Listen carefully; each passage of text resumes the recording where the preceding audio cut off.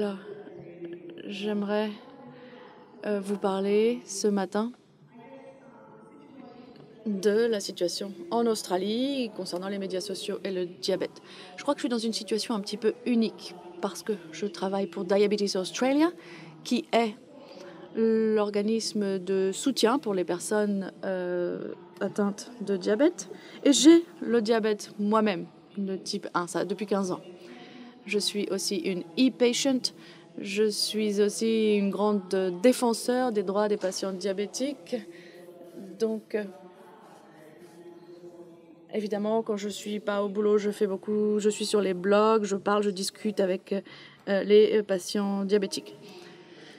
Donc, je vous ai appelé le défi des 4. Alors, j'adore cette photo, c'est parce que ça vous montre la taille de l'Australie. Il y a énormément de gens qui ne comprennent pas, en fait, et qui ne prennent pas la mesure de la taille de l'Australie. Nous ne sommes que 22 millions, mais nous vivons dans un espace énorme.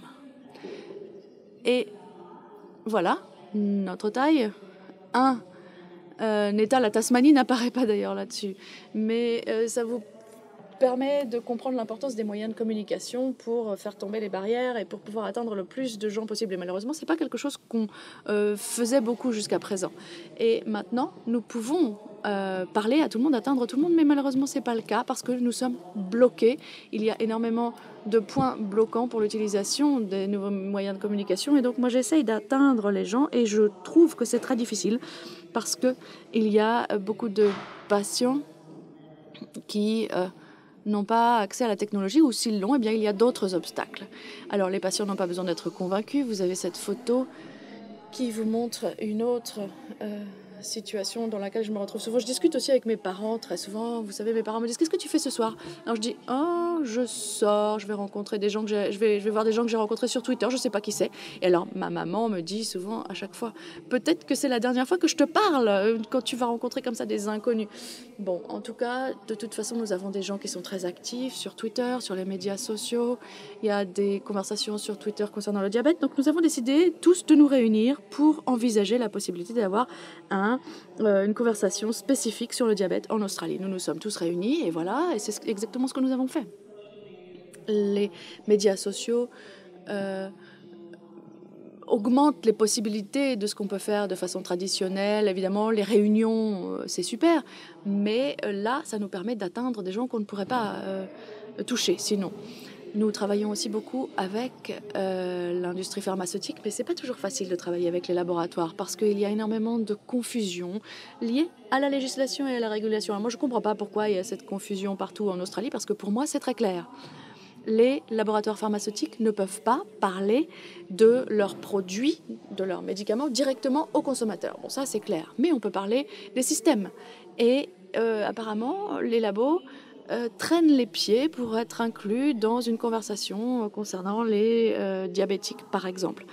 Et c'est vraiment incroyable parce qu'il y a des systèmes qui ont été développés, qu'on utilise au quotidien et dont on ne peut pas parler en fait. Il n'y a pas du tout aucune consultation au stade de développement justement pour développer ces produits. Donc on n'a aucun moyen de dire « Hey, je pense que ça c'est vraiment un très bon système pour me permettre de gérer mon diabète ».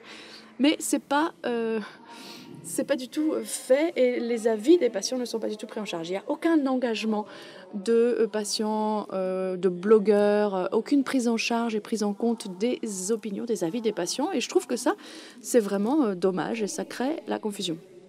Toute la communication avec les laboratoires se font par le biais des professionnels de la santé. Donc les labos communiquent aux professionnels de la santé en pensant que les professionnels de la santé vont parler aux patients, mais on sait très bien que ce n'est pas toujours le cas. Mais les choses sont en train de changer un petit peu et je voudrais vous parler un petit peu des EBGS, EBG Star. C'est la première fois qu'un laboratoire a dit on lance ce produit et on va voir les consommateurs directement parce qu'on sait que c'est quelque chose qui les intéresse. On sait que c'est eux qui vont en parler aussi. Ce seront les prescripteurs, bien entendu.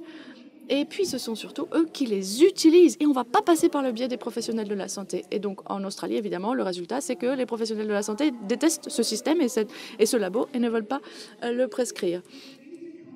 Alors, on a eu pendant un moment beaucoup de personnes qui sont venues nous voir en Australie. Je peux vous dire, l'Australie, c'est loin. Hein. Moi, ça fait 2 jours que je suis là et c'était vraiment... C'est un voyage vraiment très, très fatigant et ça prend du temps de faire venir les gens jusque chez nous, jusqu'au bout du monde. Alors, nous avons les professionnels de la santé, et là, je ne fais pas du docteur bashing, hein, j'essaye pas du tout de taper sur les docteurs, mais je crois qu'ils sont vraiment très, très, très réticents à l'utilisation des médias sociaux. Ils sont très réticents de voir que les patients se parlent entre eux, et ils essayent de bloquer tout ce type d'activité. Ils ont énormément de suspicions sur les médias sociaux, mais comment est-ce que Twitter peut faire quelque chose? C'est ça qu'ils disent, hein. Comment est-ce que Twitter peut faire avancer les choses? Vous vous rappelez, je travaille pour une organisation concernant le diabète, donc je travaille avec beaucoup de professionnels de la santé qui me font une de ces têtes quand je leur parle de Twitter et des médias sociaux. C'est incroyable. Ils sont vraiment, ils freinent des deux pieds.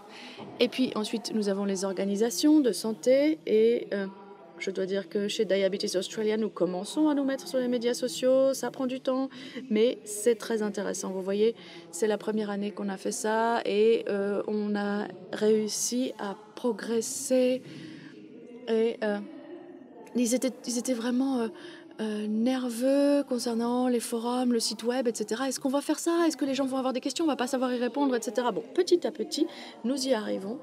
Et ce qui est intéressant, c'est de voir que nous sommes la clé, les organisations de santé, parce que c'est nous qui pouvons faire le lien. Nous sommes respectés par les patients, nous sommes respectés par les professionnels de la santé, et les labos veulent aussi passer par notre biais. Donc, quels sont les moteurs de tout ça? Eh bien évidemment, ce sont les patients. Les patients qui nous permettent de faire avancer la technologie. Mais les professionnels de la santé n'écoutent pas les patients. Les patients qui leur disent, voilà ce qui marche, voilà ce que ça me fait. Et en Australie, vraiment, je peux compter sur les doigts d'une main le nombre de professionnels de la santé qui se sont attachés, qui se sont intéressés à ce type de technologie et qui ont voulu les faire avancer. On n'avait pas assez de patients pour leur parler, pour leur faire comprendre que ça pouvait marcher. Donc, comme j'ai dit, c'est les organismes de santé qui sont la clé. Et les labos aussi peuvent nous aider, puisque ce sont eux qui ont les initiatives pour rassembler les gens. Et puis, on sait aussi qu'il y a eu un changement dans le contexte des médias sociaux en Australie. Maintenant, les patients savent que certains produits et systèmes marchent, on en parle tous les jours, et évidemment, c'est la discussion qui est importante. Et utiliser les nouvelles technologies, ça ne veut pas dire qu'on arrête d'utiliser tout ce qui marchait déjà ou qui ne marchait pas, etc. Mais ça veut dire qu'on peut en faire beaucoup plus et le faire beaucoup plus connaître. Voilà, merci.